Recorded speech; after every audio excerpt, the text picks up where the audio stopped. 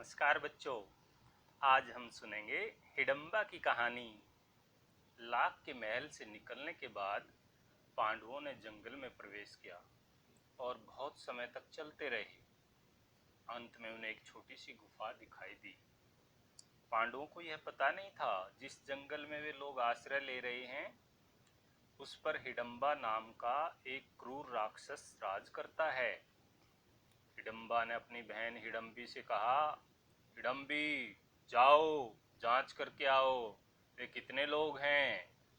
आज रात को हम बहुत दिनों के बाद भरपूर स्वादिष्ट भोजन करेंगे। हिडम्बी जंगल में चल दी और उस गुफा तक जा पहुंची जहां पांडव आराम कर रहे थे। लेकिन जब हिडम्बी की नजर भीम की कद काठी पर पड़ी तो वह उसे देखती ही रह गई। वह चंद्रमा की रोशनी में एक पहाड़ की तरह दिखाई दे रहा था। उसके खर्राटे जंगल के सन्नाटे में गरज रहे थे। उसे भीम से प्यार हो गया था। मायावी हिडम्बी ने अपनी माया से एक सुंदर युवती का रूप धारण कर लिया और भीम के पास आ गई। नींद में डूबे भीम को यह पता भी न चला, पर जब उसकी नींद खुली तो उसने घने जंगल में अपने सामने एक सुंदर युवती को देखा। उसे देखकर वह हैरान हो गया।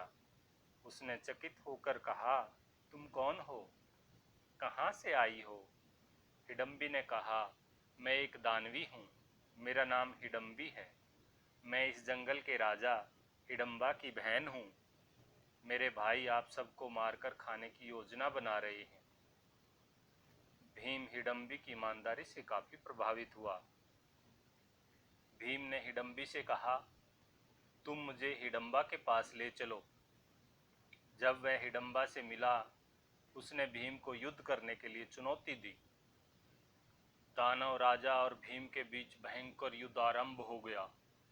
वे दोनों बड़े बड़े पेड़ों, चट्टानों, पत्थरों को उठा उठा कर एक दूसरे पर फेंकने लगे। युद्ध एक भयानक दौर में पहुंच चुका था। तब भीम ने हिडम्बा का पैर पकड़ लिया और उसे तेजी से घुमाकर जमीन पर पटक दिया। भीम ने हिडम्बा को मार डाला। कुंती ने मरे हुए हिडम्बा के पास भीम को खड़ा पाया और सब कुछ जानने पर कुंती ने कहा, हिडम्बी ने हमारा जीवन बचा लिया। हमें उससे पूछना चाहिए कि उसके बदले में हमसे उसे क्या चाहिए। हिडम्बी ने कहा, माँ मुझे तो केवल भीम से विवाह करने की इच्छा है। कुंती के आशीर्वाद से भीम ने हिडम्बी के साथ विवाह कर लिया। कुछ दिनों बाद भीम और हिडम्बी का एक पुत्र उत्पन्न हुआ। उस आधे दानव और आधे मानव बालक का नाम घटोत्कच रखा गया। घटोत्कच को जंगल का राजा घोषित करके भीम अपनी माँ और भाइयों के साथ आगे की यात्रा के लिए चल पड़े। घटोत्कच के पास अद्वितीय जादुई शक्तियां थी।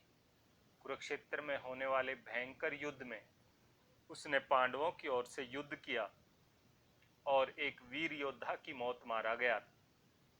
तो बच्चों, ये थी हिडम्बा की कहानी। आशा है आपको अच्छी लगी होगी। धन्यवाद।